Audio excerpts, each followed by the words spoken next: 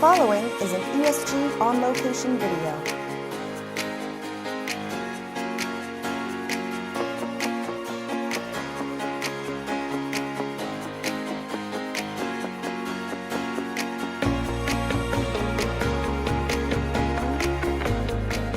Welcome to IBM Think here in San Francisco. There was tremendous Pineapple Express and rain here. That didn't seem to dampen the enthusiasm of the 30,000 people that came to hear the latest explanations, reveals from IBM.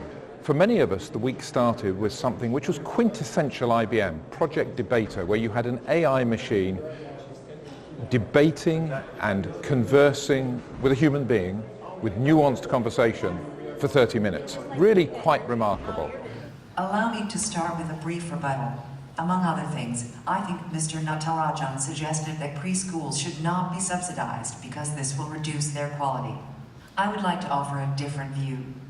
Aside from that, when we saw Ginny speak, she talked a lot about what she called Chapter 2, which was a very broad IBM term for, if you like, outside-in IT and the way that we're dealing with data differently. One of the truisms of a big show like this is it's just too big to cover everything. That said, since so much is ultimately about data, a couple of my colleagues that were here are going to look at that from the perspective of protecting and securing that data.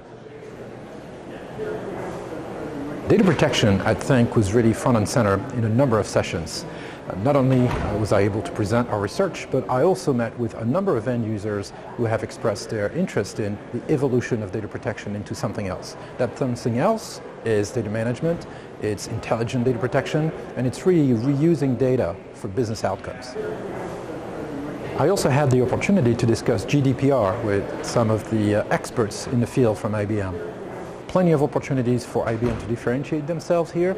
Lots of great technologies, and more importantly, a very strong consulting arm as well. So when it comes to compliance, GDPR, and these type of burning issues in a number of global enterprise accounts, you can certainly count on IBM to be front and center with these type of solutions. IBM's message of digital transformation, of supporting business processes, even of their social support, very, very encouraging.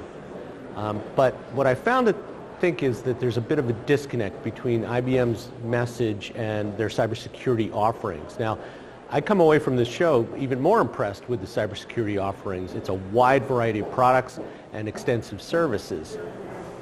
But they're not supporting the business processes or digital transformation as well as they could. And IBM's in a unique position to do that.